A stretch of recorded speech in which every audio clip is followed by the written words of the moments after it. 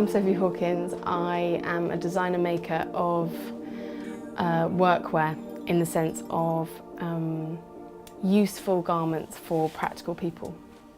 I'm most interested in movement, body movement and ergonomic design, and how to bring out a product that is desirable but as sustainable as possible in today's world. So all of those things create a lot of challenges, and I'm doing a lot of problem solving along the way. So it's a little bit like inventing how I work, rather than just designing something that is pretty out of any fabric. So that really fascinates me. So for instance, I started off, at university my final collection was for like real labourers. I got labourers on the catwalk. Plumbers, electricians. The idea was if you're a sole trader, you need to look smart for your customers and your clients. But you're on your hands and knees working every day, and you need a lot of facilities within your clothing that's going to help you do your job.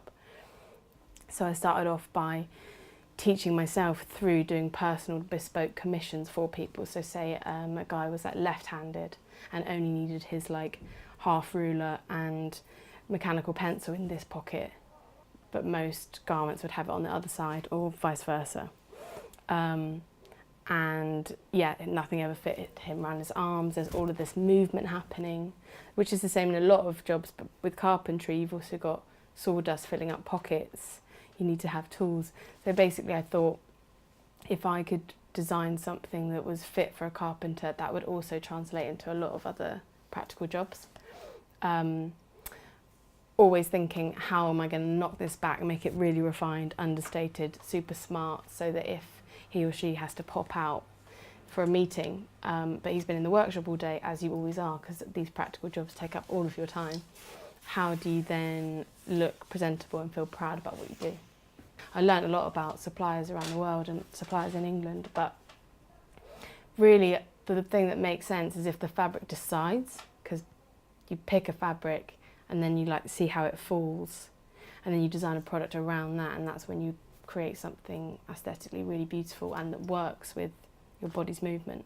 What I'm looking for when I'm shopping for fabric is 100% cotton, so you can test it out by like lighting a little corner.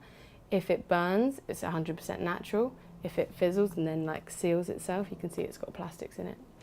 Everything's very, very tactile for me, so I'll almost do like, if I'm shopping in a charity shop or in these warehouses, I'm kind of doing it blind, and then I'll open my eyes, see if it's a nice colour, cut off a little bit, go out into the sunlight, and then choose that way. I went to Japan to just people watch and finish my designs of the smocks. The history and tradition there is just so eclectic and so amazing. And they put a real worth on indigo, so even little scraps of indigo fabric that are then going to get used as borrow, they call it, which is when you repair layers and layers and then use sashiko to repair garments. Those little pieces are worth like £5 each, because they still give worth to beautiful old things. So that's an influence, definitely. I'm releasing almost like a workwear suit, but you don't have to buy both pieces, smock and trousers, that's unisex. I've done some specifically feminine pieces because I believe that there is an actual fit for purpose workwear for women who are makers out there, and that's really important.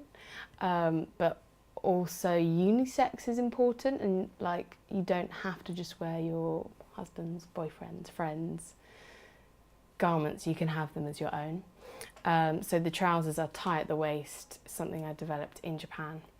So as pared back as I could make it, as refined as I could make each garment, but so much process and thought has gone into each feature. Looking at the smock as a blank canvas, you don't want it to be an overly designed garment. There's only so far that you can push it. But every single detail on it has been considered to give a very refined appeal. So top stitching, how wide the top stitching is on top of something, using fabric manipulation. So the fabric does the work rather than you having to use things like zips and buttons too much. Yeah, so the detail is very, very important. Altogether making that final product without people really noticing, which is the key. So something I haven't mentioned is 5 years ago my brother died in a car accident, and that's hopefully the worst thing that's ever going to happen to me. We shared intense joy of like creative things and quality garments and anything in that realm. So that grief, so that's been 5 years, and these products, these smocks and trousers, are a product of that 5-year process.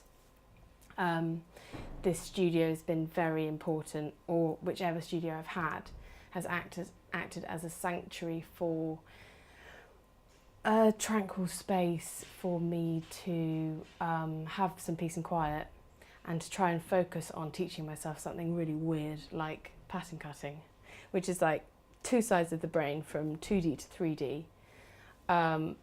It's a deep focus, but while you're focused on something like that and there's no noise around and there's no other people around, you have these points of silence where I guess it taps into your subconscious, and I'll just start crying, and I don't want anyone to stop me from doing that. And I think that's a really cathartic thing, because I think crying really helps you release something that's been stored up inside. So yeah, alongside